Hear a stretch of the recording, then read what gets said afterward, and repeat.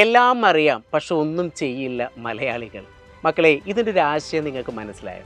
ഇല്ലെങ്കിൽ ഞാൻ ചെറിയൊരു ഉദാഹരണം, വളരെ സിമ്പിളായിട്ടൊരു ഉദാഹരണം പറഞ്ഞുതരാം.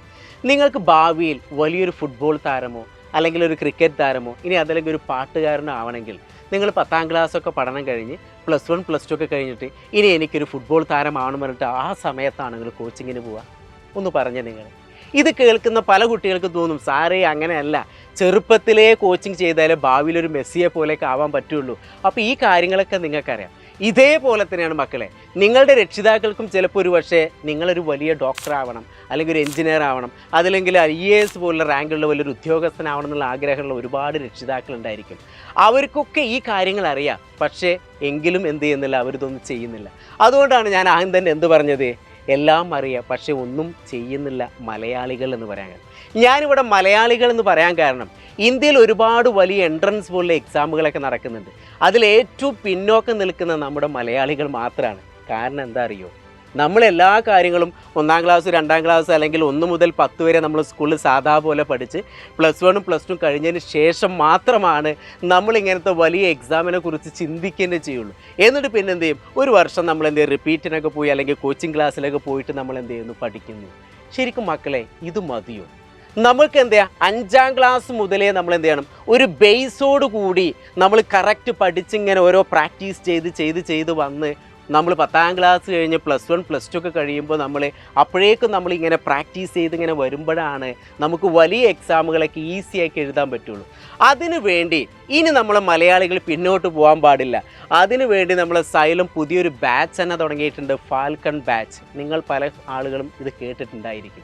എങ്കിലും ഞാൻ ഒന്നുകൂടി ഒന്ന് ഉറപ്പിക്കുകയാണ്. അതായത് നമ്മുടെ ഫാൽക്കൺ ബാച്ച് 5ാം ക്ലാസ് മുതൽ +1 അല്ലെങ്കിൽ 10ാം ക്ലാസ് വരെയുള്ള കുട്ടികൾക്ക് ഒരു എൻട്രൻസ് എക്സാം എങ്ങനെ എഴുതാം, ആ നിലവാരത്തിലേക്ക് എത്താൻ നമ്മൾ എന്ത് ചെയ്യുക, കുറേ കോച്ചിങ്ങിലൂടെ അല്ലെങ്കിൽ കുറേ ക്വസ്റ്റ്യൻ പേപ്പറൊക്കെ ചെയ്ത് പഠിക്കാനുള്ള മെത്തേഡുകളൊക്കെ ചെയ്ത് ഒരു മൾട്ടിപ്പിൾ ചോയ്സുള്ള ക്വസ്റ്റ്യൻ വന്നു കഴിഞ്ഞാൽ അതിനകത്ത് 4 ആൻസർ കീ വന്നാൽ അതിലേതാണ് ആൻസർ, പെട്ടെന്ന് ആ ആൻസർ ക്രാക്ക് ചെയ്യാനും അല്ലെങ്കിൽ പെട്ടെന്നൊരു പ്രോബ്ലം വന്നാൽ പെട്ടെന്ന് ചെയ്യാനുള്ളൊക്കെ മെത്തേഡുകളൊക്കെ പഠിപ്പിക്കുന്ന ഒരു ഏറ്റവും നല്ല മനോഹരമായിട്ടുള്ള ഒരു ബാച്ച് തന്നെയാണ് നമ്മളെ ഫാൽക്കൺ ബാച്ച്. ഇപ്പോൾ ഇത് കണ്ടുകൊണ്ടിരിക്കുന്ന നമ്മളെ 8ാം ക്ലാസ്സുകാരായിട്ടുള്ള യോദ്ധാക്കാരുണ്ടായിരിക്കാം, 9ാം ക്ലാസ്സിൽ പഠിക്കുന്ന നിഞ്ചാക്കാരുണ്ടായിരിക്കാം, 10ാം ക്ലാസ്സിൽ പഠിക്കുന്ന അസ്ത്ര ബാച്ചുകാർ ചിലപ്പോൾ ഇതിനകത്തുണ്ടായിരിക്കാം.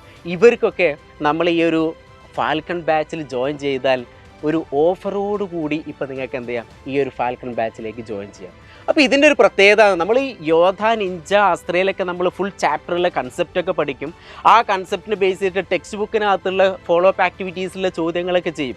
പക്ഷേ ഇതിനേക്കാൾ കൂടുതൽ എൻട്രൻസ് ഓറിയൻറ്റഡ് ആയിട്ടുള്ള ചോദ്യങ്ങളൊക്കെ ചെയ്യാനും അവിടെ പെട്ടെന്നൊരു ചോദ്യം കണ്ട പെട്ടെന്ന് ആൻസർ കണ്ടെത്താനുള്ള മെത്തേഡുകളൊക്കെ പഠിപ്പിക്കുന്ന ബാച്ചാണ് നമ്മുടെ ഫാൽക്കൺ ബാച്ച്. അപ്പോൾ നമ്മൾ നിലവിലുള്ള കുട്ടികൾക്ക് ഓഫറോട് കൂടി ഇപ്പം തന്നെ പെട്ടെന്ന് എന്ത് ചെയ്യുക, ഫാൽക്കൺ ബാച്ചിൽ ജോയിൻ ചെയ്യാം. ഇനി അതല്ല, ട്യൂഷനൊന്നും പോകാത്ത ഒരുപാട് കുട്ടികൾക്ക് ഇറങ്ങിത്തിരിഞ്ഞ് നടക്കുന്നുണ്ടെങ്കിൽ മക്കളെ, നിങ്ങളുടെ ഭാവി സുരക്ഷിതമാക്കാൻ നിങ്ങൾ ഇപ്പോഴേ തുടങ്ങണം. നിങ്ങൾ എവിടെയാണോ അവിടെ നിന്നുകൊണ്ട് തുടങ്ങണം. അപ്പോൾ ഇനി സമയം കളയാനുള്ള പെട്ടെന്ന് എന്ത് ചെയ്യുക, എല്ലാവരും നമ്മുടെ ഫാൽക്കൺ ബാച്ചിലേക്ക് ഓടി വരിക. നമുക്ക് എന്ത് ചെയ്യാം, ഒരുപാട് കാര്യങ്ങൾ പഠിക്കാനുണ്ട്, ട്രിക്കോട് കൂടി പഠിക്കാനുണ്ട്, കുറേ ക്വസ്റ്റ്യൻ പ്രാക്ടീസ് ചെയ്ത് നമുക്ക് പഠിക്കാനുണ്ട്. അപ്പോൾ അതിനൊക്കെ വേണ്ടിയിട്ട് നമ്മളെ ഫാൽക്കൺ ബാച്ചോടെ ഒരുങ്ങിയിട്ടുണ്ട്. അപ്പോൾ എത്രയും പെട്ടെന്ന് എന്ത് ചെയ്യുക, എല്ലാവരും അതിനകത്ത് ജോയിൻ ചെയ്യുക. നമുക്ക് അവിടെ വെച്ച് കാണാം. Okay, by.